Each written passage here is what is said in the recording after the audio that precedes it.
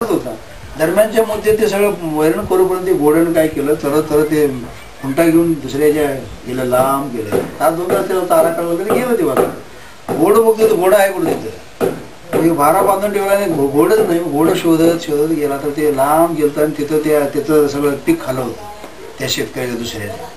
मग तो शेतकरी त्या घोड्याला मारत होता का, तर आपलं नुकसान झालं मारलं नाही, तो राग आला त्याला, एवढं पीक चांगलं आहे.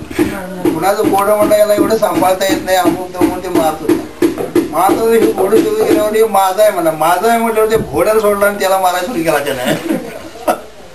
तुझं घोडं तुला व्यवस्थित सांभाळता येत नाही.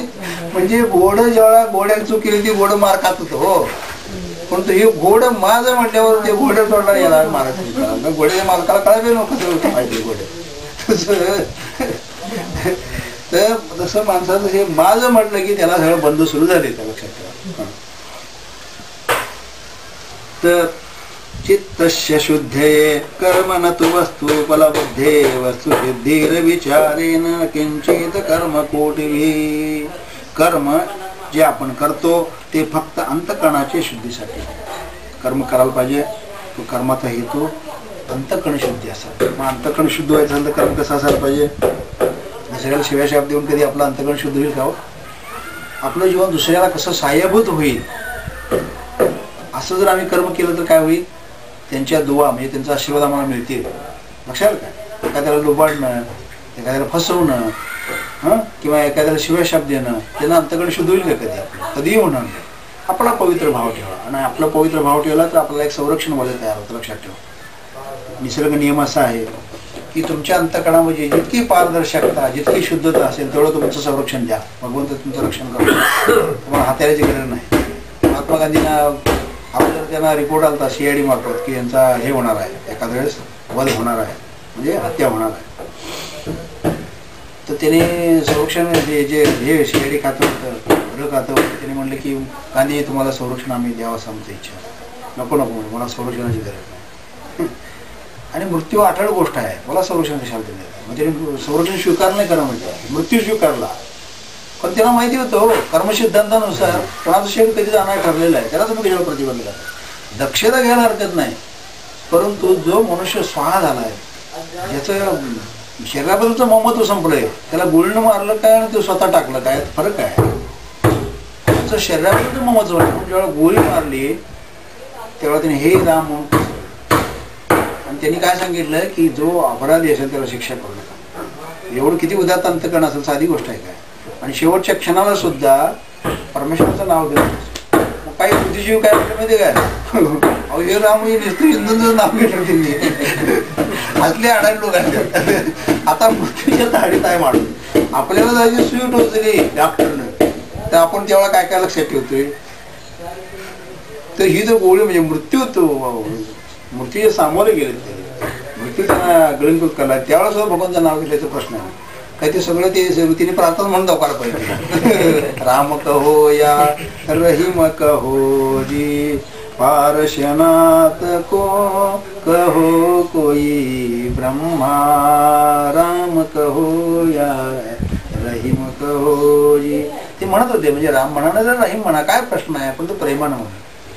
पण ते राम म्हटले तरी सुद्धा त्याच्याकडे ऑब्जेक्ट, म्हणजे लोक बुद्धिजीवी लोक काय कुठं पॉईंट्स काढतील काय सांगतात. सांगण्याचा मती तर तेवढा आहे, अंतःकरण शुद्ध झालं असेल तर त्याला सगळं प्रिय आहे, सगळं प्रिय आहे. मग तो अल्लाहू अकबर म्हणते ना, त्या रामकृष्ण हरी म्हणले, आणि काय ओम नमः शिवाय म्हणले, काय म्हणायचं म्हणते. पण तो प्रेमानं तो जर भगवंताचं नामस्मरण घेत असेल आणि समोर त्याला भगवंताचं स्मरण होत असेल तर त्याच्यावर म्हणजे पुण्यवान जीव कोण आहे लक्षात.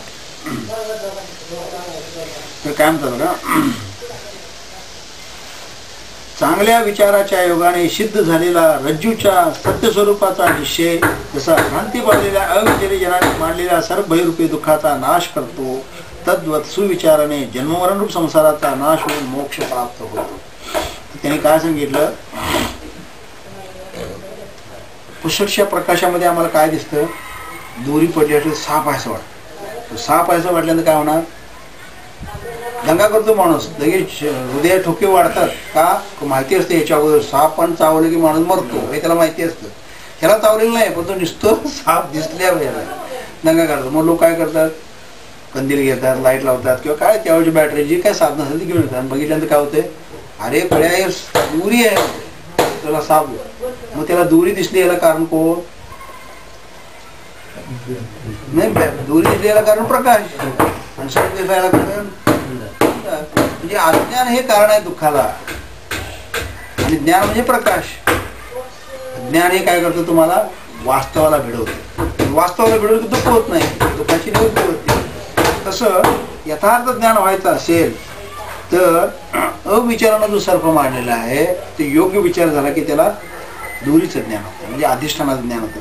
आणि अधिष्ठानाचं ज्ञान झालं की आता आम्ही जगत रूपानं बघालो, ते अधिष्ठान जे परमात्मा आहे त्याची दृष्टी जर आपल्याला लाभली तर मग कोणाबद्दलही भय राहत नाही, कोणाबद्दलही प्रेम राहत नाही. प्रेम राहत नाही म्हणजे आसक्ती राहत नाही, प्रेम राहत नाही म्हणजे काय म्हणणार, आणि कोणाबद्दल द्वेषही राहत नाही. पण सगळ्या ठिकाणी एकमेव अद्वितीय असं परमात्मा सर्व नटलेला आहे, त्याचाच हा रूप, त्याचाच याचा आविष्कार आहे, अशा पद्धतीचा भाव निर्माण होतो. आणि म्हणून या सुविचारानं जन्ममरणरूप संसाराचा नाश होऊन, इथं जर अंधकाराचा नाश होतो तसं इथं जन्ममरणरूपी जो संसार आहे, अंधकरण आहे जीवनाच्या अंतःकरणाच्या ठिकाणी, त्या अंतःकरणामध्ये ह्या अज्ञानाचा निवृत्ती झाली की तुम्हाला जन्ममृत्यू संपला, आणि जन्ममृत्यू संपले की तुम्ही मोक्ष करणार होता आणि त्याला प्राप्त होता. सत्यवक्त्या पुरुषाच्या सांगण्यावरून आत्मस्वरूप कसे आहे याचा निश्चय पूर्ण विचारांती करता येतो. काय म्हटलं का, सत्यवक्त्या म्हणजे ज्यानं स्वतः अनुभवलंय, ज्यानं जाऊन बघून आलंय ठिकाण आणि ते वर्णन करतोय, मग त्याच्यावर आपण काय करतोय, विश्वास ठेवतो. वैष्णवी देवीला जायचं आहे दर्शन लावून, मग वैष्णवी देवीला कुठल्या मार्गाने जायचं, कसं आहे, किती पायरी आहे, कसं जायला पाहिजे, तिथं कसं हवामान आहे, तिथं राहायची काय व्यवस्था आहे, किती खर्च येतो जायला, सगळं माहिती नाही त्याला. मग दुसरा जाणार असतो त्याला विचारून त्याच्यावर विश्वास ठेवून लिहून घेऊन त्याप्रमाणे तो काय करतोय, मार्ग आक्रमण करतोय. आणि मग त्याला काय होतंय, वैष्णवी देवीला जाऊन भेटून दर्शन घालून मग दुसऱ्याला सांगू शकतो. आणि नुसतंच नकाशा बघून जायचं म्हटलं तर जाता येईल, पण तो अनुभव नसल्यामुळे काय होईल, नकाशात काय चढ उतार नाही हो. नकाशात इथनं एवढं किलोमीटर आहे, एवढी चढते आठवड्यात तर सांगेल तो माणूस, परंतु तो सुद्धा सांगणारा माणूस जाऊन आणला असतो म्हणून सांगत नाही. नकाशा काढणारा सुद्धा माणूस काय काय स्वतः बघितलंय ते, मग तो सत्यवक्ता म्हणजे स्वतः अनुभवलंय, त्याला अनुभवल्यानंतर तो सांगायला त्याला सत्यवक्ता म्हटलं. आणि त्याच्यावर विश्वास जर तुम्ही ठेवला आणि आत्मस्वरूप कसा आहे याच्याबद्दल निश्चय केला तर मात्र विचारांती तुम्हाला मोक्ष होऊ शकतो. अन्यथा शेकडो स्नाने केली, शेकडो दाणे दिली व शेकडो प्राणायाम घेतले, तथापि त्यांच्या योगाने आत्मस्वरूपाचा निश्चय कदापि करता येणार नाही. तुम्ही प्राणायाम केला, काय दान द्या आणि स्नान करा, पूजा पाठ करा, काही जरी केला तर त्याच्यामुळे काय मोक्ष होत नाही. तर मोक्ष व्हायचा असेल तर हे करता करता सुद्धा जे महापुरुष आहेत, जे साधू संत आहेत, त्यांना शरण गेल्यानंतर त्यांनी दिली जी साधना आहे ती साधना आपण जर केली तर आम्हाला आत्मानंद प्राप्त होतो.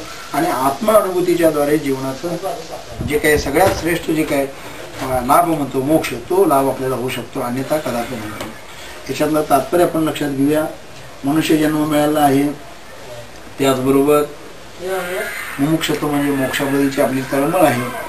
आणि सुदैवानं आपल्याला संत महात्मे भेटले आहेत, त्यांच्या कृपा आशीर्वादानं आपण यथार्थपणे साधना करून आपल्या जीवनाला काय करायचं आहे, सार्थक लावायचं, जीवन सार्थक लावण्यासाठी आपल्याला हे करायचं आहे. तर त्यातलं पहिली गोष्ट जी आहे ती सात्विकता आहे. म्हणून सतसंगती, सतशास्त्राचं श्रवण आणि सतध्यान. सतध्यान म्हणजे आम्ही ध्यान करतोय, चिंतन करतोय, चुकीचं करतोय हो. आपण चिंतन चुकीच्या गोष्टीचं करतोय. परमेश्वराचं चिंतन करायला पाहिजे, ते नको ते चिंतन करतो. हे कसं होईल, ते कसं होईल, म्हणजे चिंता करतो आम्ही, चिंतन करत नाही.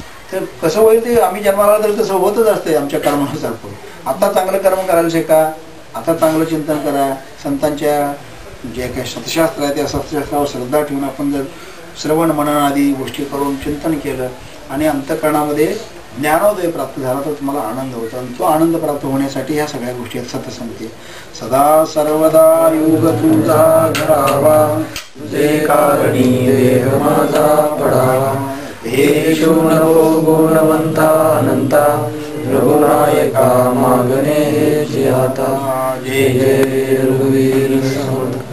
जय नमः पार्वती पते हर भोला पुंडरीक वरदारी विठ्ठल. श्री ज्ञानदेव तुकाराम, श्री सद्गुरुनाथ महाराज की जय. राजा मोक्षपती सद्गुरुनाथ महाराज की. सद्गुरुनाथ सिद्धेश्वर महाराज की जय, सद्गुरुनाथ रमेश्वर महाराज की जय, सद्गुरुनाथ निरंजन महाराज की जय, सद्गुरुनाथ निरंजन महाराज की जय। जय जय रघुवीर समर्थ हरि ओम।